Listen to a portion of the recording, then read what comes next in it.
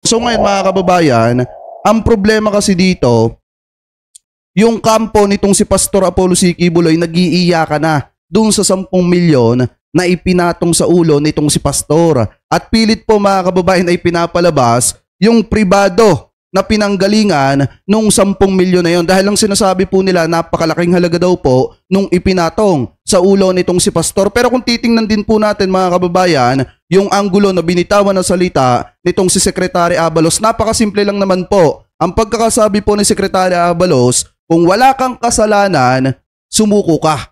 Yan po yung pagkakasabi dito kay Pastor Apollo C. Quiboloy. Dahil kung babasahin po natin, etong Philippine Star, ang sabi po dito, sa isang press con kahapon July 8, 2024, pinayuhan ng Department of the Interior and Local Government, DILG, Secretary Benhur Abalos Jr. si Pastor Apollo C. Quiboloy na sumuko at harapin ang mga kaso na isinampa laban sa kanya. Sa nangyayaring ito, parang tinatakpan ng sistema ng pamahalaan, parang niyuyurakan, magsiserve ka ng warrant, parang ikaw pa ang masama. Kung wala kang kasalanan, sumuko ka, pagdidiin ni Abalos. Nag-alok ang DILG ng 10 milyong reward para sa makakapagbigay ng impormasyon sa kinaroroonan ni Quiboloy. Kasalukuyang may patong-patong na kaso at qualified human trafficking at child abuse ang nasabing religious leader. Ngayon mga kababayan, kung makikita nyo, ano yung pagkakasabi dito ni Secretary Benhur Abalos? Kung wala kang kasalanan,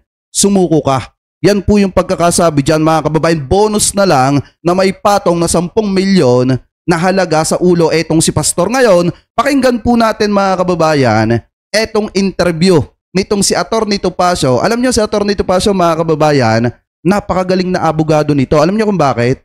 Lahat ng mga kliyente po nito walang bahid ng kahit na anong pagkakamali. Katulad nung si Dennis Cornejo. Diba mga kababayan, kung makikita ninyo, si Dennis Cornejo yun na nag-akusa kay Bong Navarro mga kababayan na ngayon ay nakakulong na. Pangalawa si Tevez mga kababayan. Diba alam naman po natin mga kababayan kung ano yung kinakaharap na mga demanda at kaso nitong si Tevez mga kababayan. Pangatlo, etong si Pastor Apollo C. Quiboloy. Na ayon dito mga kababayan kay Atty. Topacio, hindi naman daw gaanong mabibigat yung mga kaso na inaakusa dito kay Pastor Apollo C. Quiboloy. So ngayon, pakinggan po natin mga kababayan yung pag-meltdown nitong si Atty. Topacio dito sa interview ni Ted Pailon sa kanya sa TV5. So ngayon ito mga kababayan, panoorin po natin itong nakita nating balita galing po sa News 5 Everywhere. Ito ay play na po natin. Attorney Ferdinand Topacio po ang isa sa mga abogado po ni Pastor Apollo Quiboloy. Attorney, magandang umaga po. Magandang umaga po, Sir Ted, Ma'am Chacha. Thank you very much for this opportunity. Mabuhay po kayo at lahat ng ugat sa inyong katawan. Sa inyo din po, Attorney, mabuhay po ang lahat ng uri ng ugat, patay man o buhay, mabuhay palalo. Opo, Attorney. Attorney, opo. Kailan niyo po huling nakausap po si Pastor? Medyo matagal-tagal na po. Actually, ang dami nga po nagtatanong sa akin. So, tinitignan ko po yung records kung yung email ko po kung kailan ako bumili ng ticket papuntang Davao. That was the last time na nakausap ko siya after nagkaroon na nga po ng warrant at ini-implement na nga po yung warrant of arrest against him. Opo. So, paano po yan? Sorry, Attorney, Doon sa sinabi ni Atty. Topacio mga kababayan na matagal na niyang hindi gaanong nakakausap, etong si Pastor Apollo C. Quiboloy, napakahirap paniwalaan yan mga kababayan. Lalo na kung siya yung abogado, isa sa mga abogado or matitibay na abogado nitong si Pastor Apollo C. Quiboloy, napakahirap po paniwalaan na hindi niya nakakausap yung kliyente niya. Kasi mga kababayan, ang tanong kasi diyan, paano siya nababayaran bilang abogado ni Quiboloy kung hindi niya nakakausap yung kliyente niya? At imposible naman na wala siyang update sa ginagawa ng kanyang kliyente na pwedeng ikapahamak, lalo na sa mga kaso na kinakaharap nito ng kanyang kliyente. Kaya napakahirap paniwalaan na walang ugnayan or hindi nakakausap ni Atty. Topacio di umano etong kanyang kliyente mga kababayan. Ano po ngayon, ipagpatuloy pa natin. Matanong ko lang po kayo, dito lang po sa inyo pong professional engagement sa kanya. So, kayo po ang kanya po talagang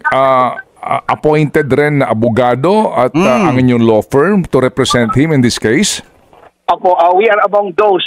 Marami naman po siyang abogado pero kami po yung unang na-engage regarding this matter as General Legal Counsel. At alam niyo naman po yung principle niyan, unless our engagement is terminated, we have to continue serving him as a legal counsel and to protect his interest in the best manner that we can under existing circumstances. Opo.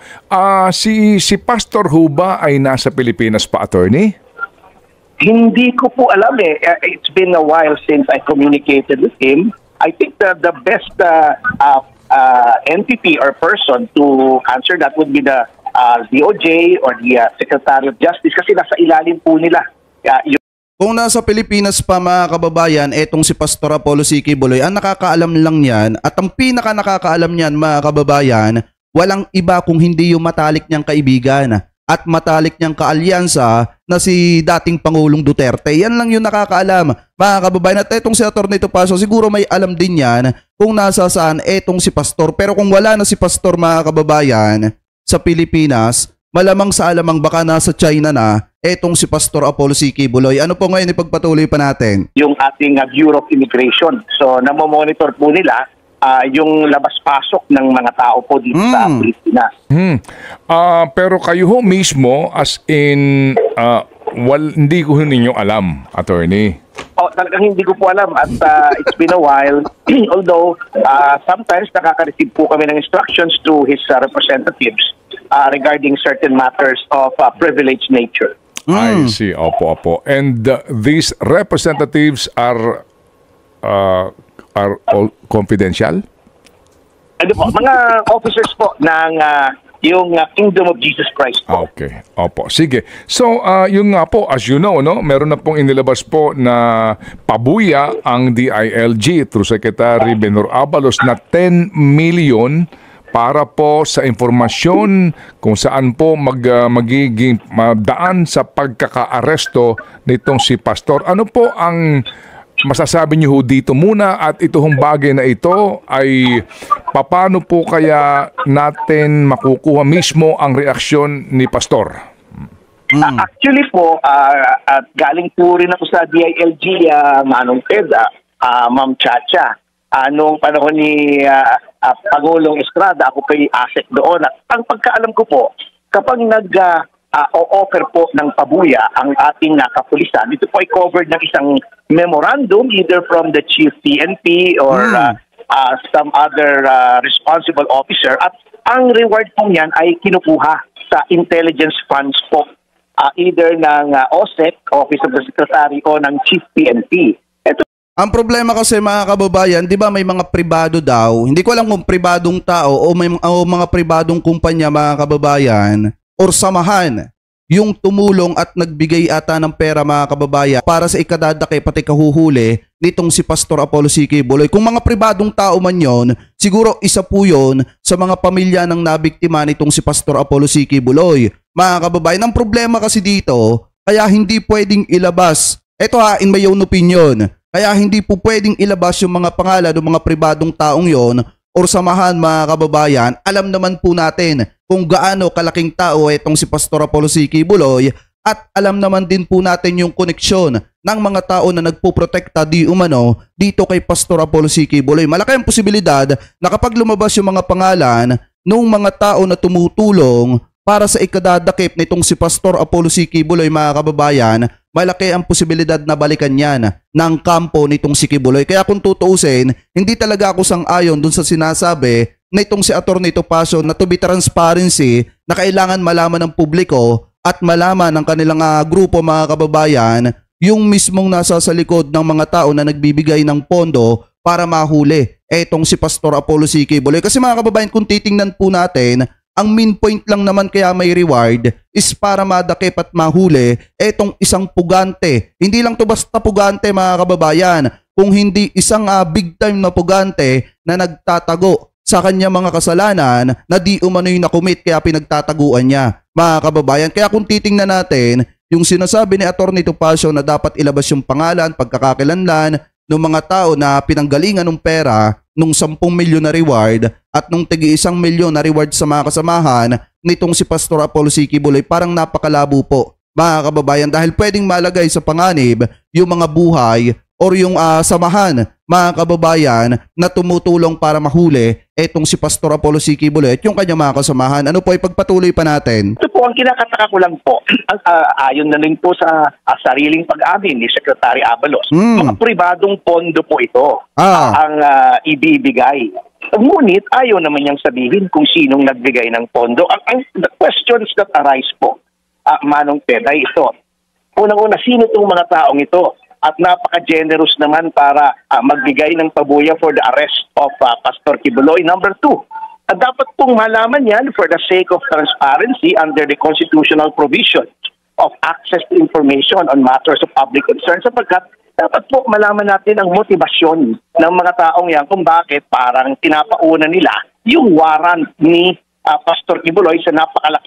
Kasi nga mga kababayan, baka mamaya yung mga tao na nasa sa likod niyan, yung mga tao na may mga kamag-anak dun sa naabuso nitong si Quiboloy, na tumutulong para mahuli etong si Pastor Apollo C. Quiboloy. Kasi mga kababayan, meron kasi ding mga samahan na kapag ka yung kanilang kapamilya nabiktima ng isang taong pugante na big time, mga kababayan, yung mga yan nagsasama-sama, nagtutulungan at nag-aambagan para sa ikadadakip nung isang taong yon, mga kababayan. Siguro baka ganun yon, yung mga nagbigay ng pondo dito sa DILG para maging reward na nakapatong sa ulo nitong si Pastor Apollo C. Quiboloy. Alam niyo mga kababayan, kung titingnan natin at kung pagbabasihan natin yung komento ng napakaraming tao, ang sinasabi nila mga kababayan, bonus na lang at may reward. Pero ang pinaka main point po talaga nito, dapat mahuli sa lalo't madaling panahon etong si Pastor Apollo C. Quiboloy at madinig po niya yung mga accusation na inaakusa po sa kanya. Kasi mga kababayan, ang kalaban ni Pastor dito,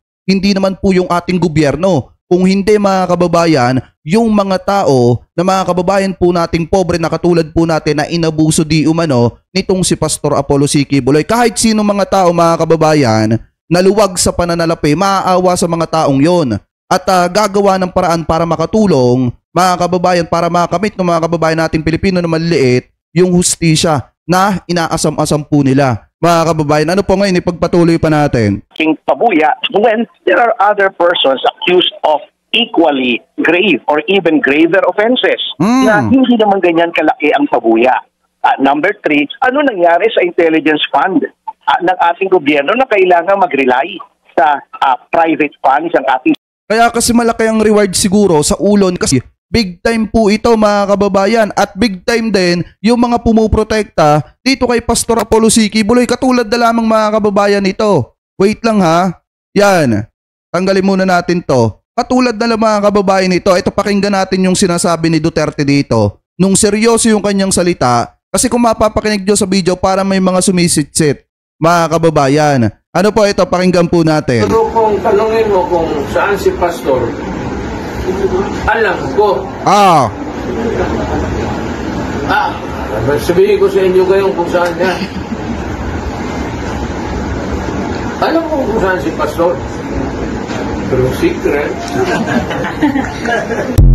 Diba mga kababayan, kung mapapansin nyo, parang ganyan din yung sinasabi ni Duterte dati. Kahit tunay yung sinasabi niya, idinadaan niya sa biro. Mga kababayan, kung makikita ninyo, kung ikukumpara natin dito sa sinasabi ni Atty. Topacio na bakit sobrang laki ng reward na nakapatong sa ulo ni Pastor Apollo C. Quiboloy, eto na yung isang patunay na hindi basta-basta na tao etong si Pastor Apollo C. Quiboloy, mga kababayan. Big time po yan sa madalit salita, at yung mga tao na di umano'y nagtatago at nakakaalam kung nasa saan etong si Pastor Apollo C. Quiboloy, mga big time na tao din at may koneksyon. Yung isa pa nga dating pangulo ng ating bansa. Mga kababayan, paano ba naman hindi lalaki yung reward kung ang nagtatago at may alam ng lokasyon itong si Pastor Apollo C. Quiboloy ay dating Pangulo ng Pilipinas? Mga kababayan, di ba ipagpatuloy pa natin? Secretary. Number 4, meron bang nalabag na batas sa pagtanggap ng private donation ng isang public official?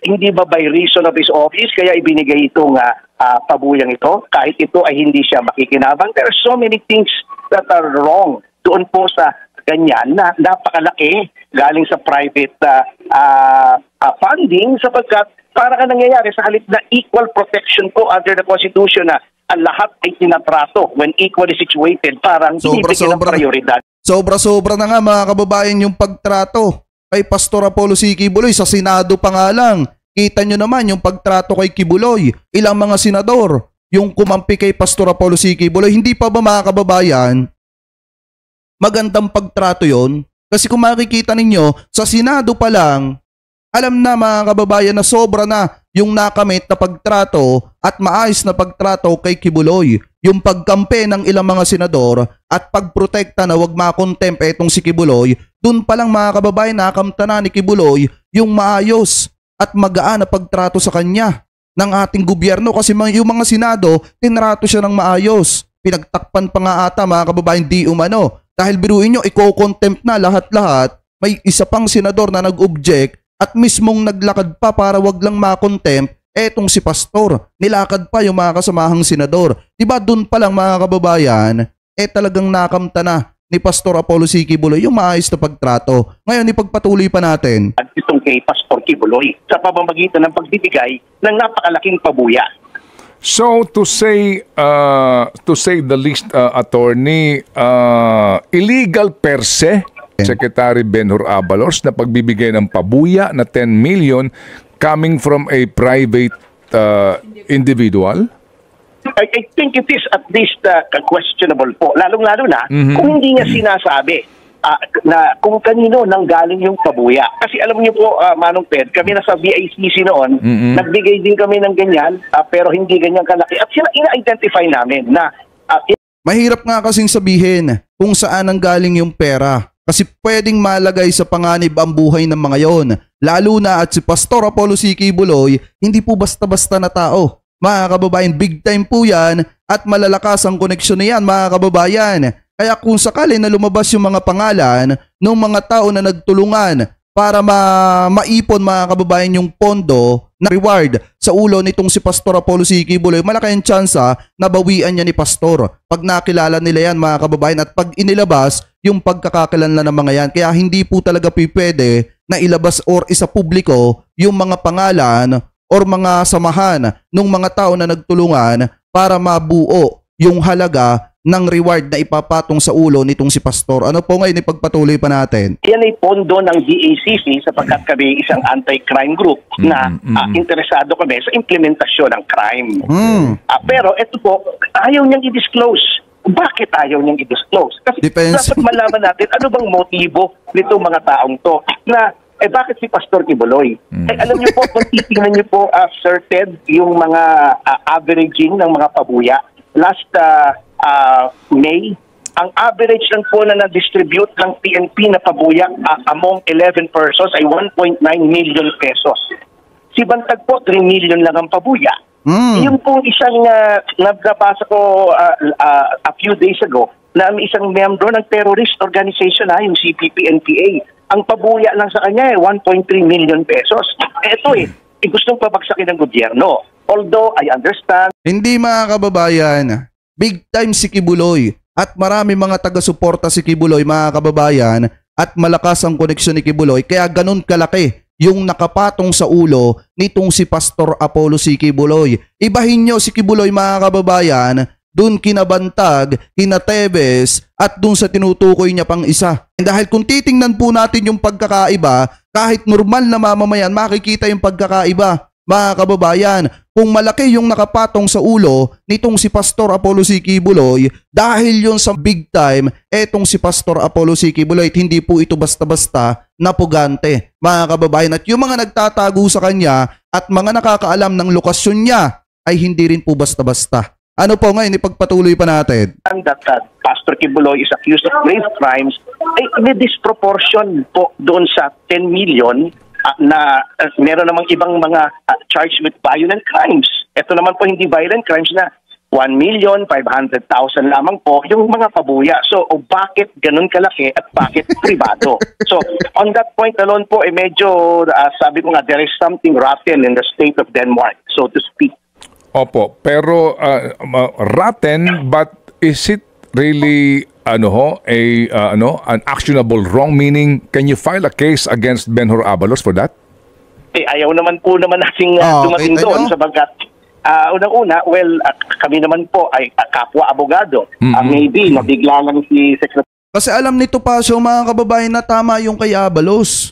Alam ni Topacio yan na tama na magpatong ang gobyerno mga kababayan ng malaking halaga sa ulo ng isang malaking pugante mga kababayan para sa ikadadaki po nito at ikahuhuli po nito. Gaya nga po ng sabi ko sa inyo, lahat ng pagtrato na mabuti na ibigay na kay Kibuloy.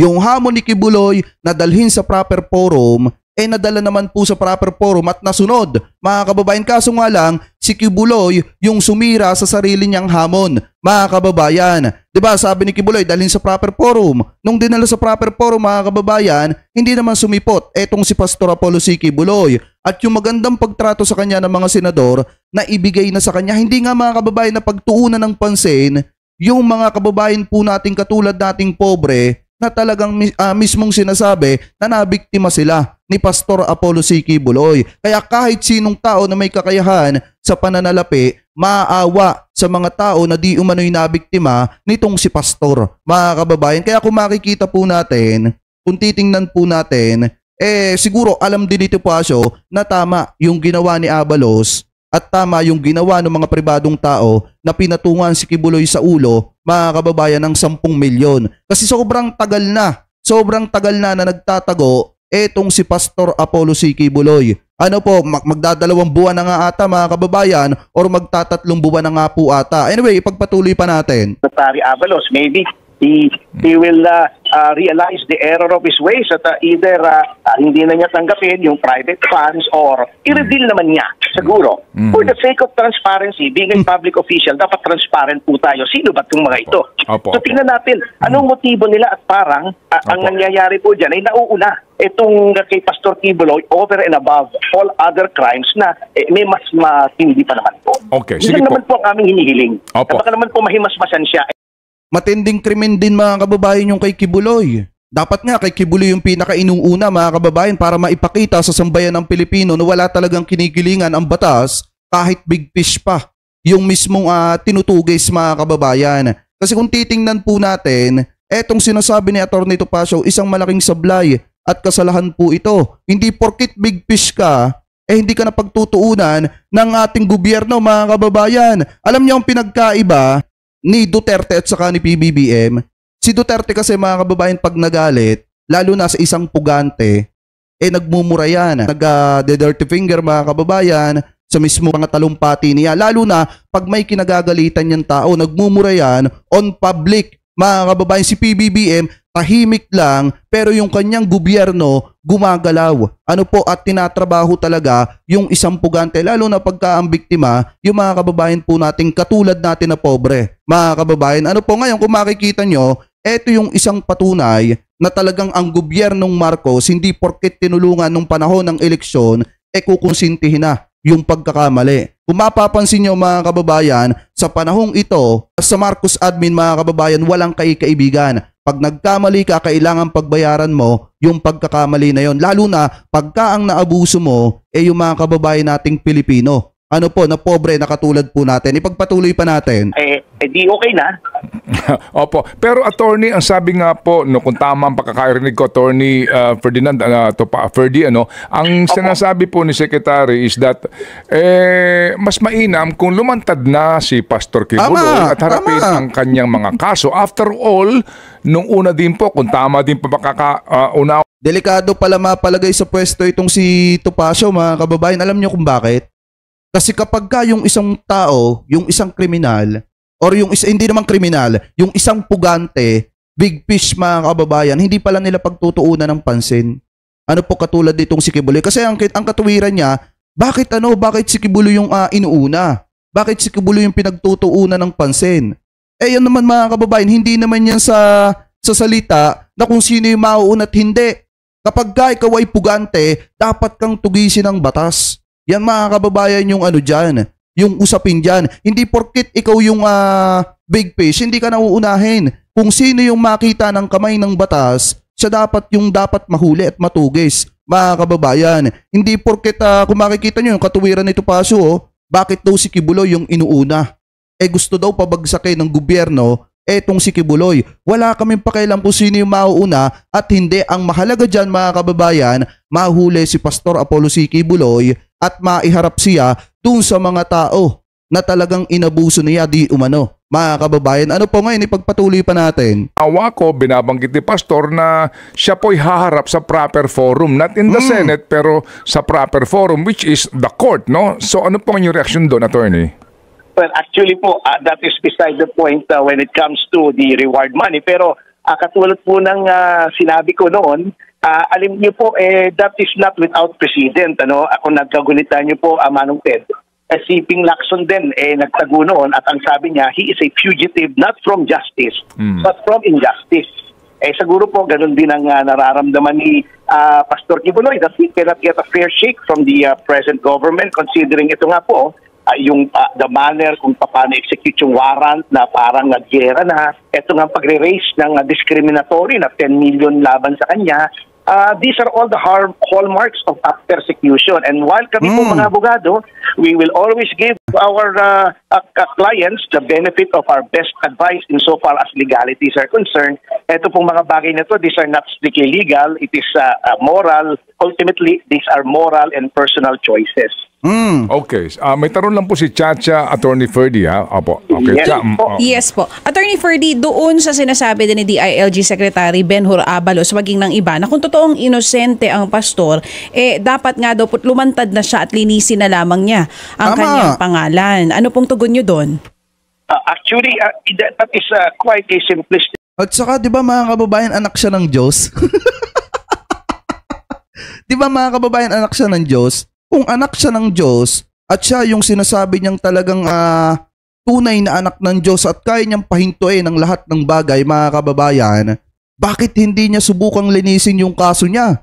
Kung talagang anak siya ng Diyos, dapat mapatunayan niya sa publiko na inosente siya, mga kababayan. Bakit hindi niya kayang harapin yung mga sinasabi nilang simpleng kaso? Diba sa kanila nang gagaling, ano yung malimit nilang sabihin? Hindi naman daw mabigat na offense. Hindi naman daw mabigat na kaso, mga kababayan. Sabi pa nga nung iba, simpleng kaso pa nga daw. Mga kababayan, kung simpleng kaso yan, bakit hindi kayang harapin ni Pastor Apollo C. Kibuloy? Diba anak siya ng Diyos? At diba sabi nila simpleng kaso to, dapat harapin ni Pastor. Mga kababayan, bakit pinagtataguan? At bakit nagtatago si Pastor doon sa mga saya ng mga vlogger niyang kalbo? Kalbo, mga vlogger niya, mga kababayan.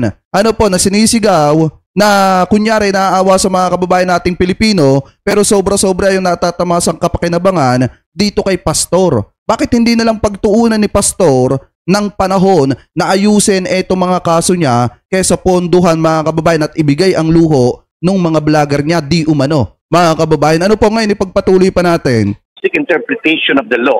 Unang-una, everyone is presumed innocent at sabi nga po ng ating Korte Suprema, self-preservation is the ultimate law.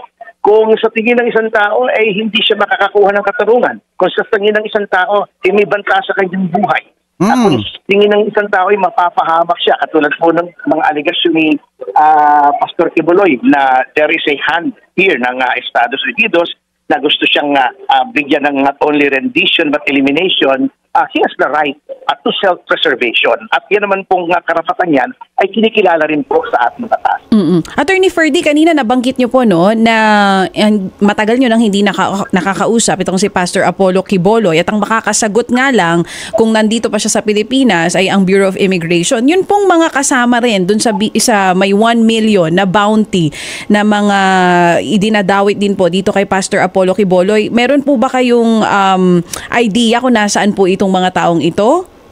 Ay, wala po at ayoko lang po sana ma'am kung ipapauman ninyo ma'am Chacha na magkomento because they are represented by other councils. Nakakahiya naman po sa kapwa-abogado kung sasaklawan po natin yung kanilang prerogative na mag-represent ng kanilang kliyente. So iba po ang mga abogado ni Crescente Canada, Pauline Canada, Ingrid Canada at Sylvia Camanes at Jacqueline. Yes po, Sir Ted. Okay, sige. So, dito ho ba sa paglalabas po ng pabuyang ito, ano po ang inyo pong analysis dito? So, sa po naman ng, ng kaligtasan ni Pastor. Ay, yun nga po. Sabi nga ni Kuya Joel, ni Joel M. One Squad Forever, at bakit siya nagtatago, hawak naman niya ang kaluluwa ng lahat. Kaya nga po mga kababayan, diba anak nga siya ng Diyos, bakit hindi niya kayang linisin yung kaso niya? Napakasimple lang naman mga kababayan, minamaliit nila yung kaso. O bakit hindi kayang harapin ni Pastor Apollo C. Quiboloy kung talagang simpleng kaso lang yon? Yung human trafficking, sexual abuse, child abuse mga kababayan, kung simpleng kaso lang yan, bakit hindi kayang harapin nitong si Pastor? Yan kasi mga kababayan yung tanong dyan. Masyado nilang minamaliit yung mga kasong isinampa kay Pastor, pero wala namang bayag si Pastor para harapin yung mga kaso niya. Ano po mga kababayan, ipagpatuloy pa natin. That is another issue that we want to raise. Sapagkat alam niyo po, di ba, sabi nga ng Supreme Court natin, ayaw nila nung red tagging sapagkat nalalagay sa panganib yung mga ibang tao na contrary to the presumption of innocence. E pag magbibigay ka ng ganyang kalaking pabuya sa isang tao na hindi naman violent yung mga crimes na charge sa kanya, you give the impression not only that he is a guilty person. Hindi naman red tagging yung kay Quiboloy eh. Hindi naman red tagging mga kababayan yung kay Quiboloy. Si Quiboloy may mga kaso talagang kinakaharap. Kasi ang alam ko sa pagre-red tagging yung katulad ng ginagawa ng SMNI doon sa mga tao na sinasabihan nila na mga taong labas mga kababayan. Yun yung red tagging. Kahit hindi naman totoo, red tagging nila yung isang tao mga kababayan. Pero dito kay Pastor Apollo C. Quiboloy, wala tayong nakikitang pagre-red tagging dito. Hindi porkit pinatungan sa ulo, etong si Pastor nire-red tagging na. Mga kababayan, kaya siya may patong sa ulo kasi puganti na po etong si Pastor Apollo C. Quiboloy. Ano po mga kababayan, at eto po ay may mga nakumit di umano na mga accusation sa kanya. Katulad na lamang mga kababayan nung child abuse, human trafficking at sexual abuse. Nang dahil sa pagtatago niya, pinapatunayan niya na nakumit niya talaga yung mga krimen na yun mga kababayan. Ano po ngayon ipagpatuloy pa natin? Ngunit, na siya ay prioridad na target siya ng gobyerno na napakalaki ng pabuya, some people might be encouraged to take the law into their own hands para makakolekta ng pabuya. So isa pa pong objection namin na sana i-realize ni Secretary Abalos. Bilang abogado rin naman po siya. Okay, sige po. So meantime po sa binabanggit nyo na kaninyo ay mga maliho at questionabling mga pamamaraan na gusto po ngayong pairalin ng kalihim ng DILG. Kayo po on your own, wala kayong balak na gawing usaping legal dito? Hindi kayo magkukusa dito na dumulog sa anuman pong forum o hukuman to question this? Hindi na po muna siguro, Manong Ted. We always give the government the benefit of the doubt. Katulad ng ginawa po namin nung kay Congressman Teves na tinubukan po namin at pagkamat ginagawa nilang closed door yung hearing, we tried to have himself heard through Zoom or by counsel man lamang. We gave them all the opportunities, pero nung talagang last resort na lang po, that's when we had to go to court. So we are appealing to Secretary Abalos. Ipangalanan niya at malaman po natin kung anong motibo at malaman namin kung talagang action. Hindi pwede yan mga kababayan. Hindi pwedeng mangyari na ilabas yung pangalan ng mga tao na nagtulungan para mabuo yung halaga ng reward sa ulo nitong si Pastor. Kasi once na ilabas yan, maniwala kayo mga kababayan na malamang sa alamang mapahamak yung mga tao na yan. Kasi alam natin mga kababayan, nagagantihan yan at babawian yan di umano ng kampo nitong si Pastor Apollo C. Quiboloy. Kaya yung sinasabi ni Atty. Topacio na to be transparency, kailangang ilabas yung pagkakakilanlan ng mga tao at yung motibo kung bakit nagbigay ng ganong kalaking halaga para sa ikadadakip nitong si Pastor, napakalabo pong mangyari niyan. Ano po, hindi hahayaan mga kababayan ng DILG na mapapahamak yung mga taong yon. Ano po ngayon ipagpatuloy pa natin? Yung ginagawa nila o baka naman in good faith, hindi po natin alam eh. So it may be too early to make a decision po, Manong Ted. Okay, sige po. Kumusta po naman si Congressman Arnie Teves so far po? So ito, ibang usapin na to mga kababayan, about kay Teves na po ito. Pero isa lamang po yung sigurado natin mga kababayan. Ang isa sa nakakaalam kung nasa saan etong si Pastor Apollo C. Quiboloy ay walang iba kung hindi etong si dating Pangulong Duterte. Bakit mga kababayan? Kasi mismong nanggaling sa kanyang bibig na alam niya kung nasa saan etong si Pastor. Kahit sabihin na nagbibiro siya dyan mga kababayan, alam naman po natin ang laro ni dating Pangulong Duterte. Idadaan niya sa biro yung totoong bagay na sinasabi niya. Mga kababayan, ano po ngayon, i-play pa natin. Isa pang ulit para sa mga DD shit dyan. Pero kung tanongin mo kung saan si Pastor, Alam ko. Sabihin ko sa inyo ngayon kung saan niya. Alam ko kung saan si Pastor. Pero secret. Diba? Kasi mga kababayan, kahit sabihin nila na nagbibiro si Duterte dyan, alam natin makipaglaro etong si dating Pangulong Duterte dahil nung panahon ng kanyang termino, lahat ng mga sinasabi niya na idinadaan niya sa biro, alam ng sambayan ng Pilipino na totoo yun. Mga kababayan, katulad na lamang ng mga fentanyl, mga marijuana, mga kababayan, and then yung sinabi niya pa na idinaan niya din sa biro na nagtatanim siya ng ebidensya nung siya ay prosecutor pa lamang po, mga kababayan. Kayo po, ano po ang komento ninyo, mga kababayan? Hingil po dito sa interview ni Atty. Topacio na bakit daw, eto yung tanong niya bakit daw inuuna etong si Pastor Apollo C. Quiboloy at bakit daw hindi ilabas yung pagkakakilanlan ng mga tao na nagbigay ng pondo para sa ikadadakip nitong si Pastor Apollo C. Quiboloy. Mga kababayan, comment below na lamang po kung ano po ang masasabi nyo hingil po sa balitang yan, mga kababayan.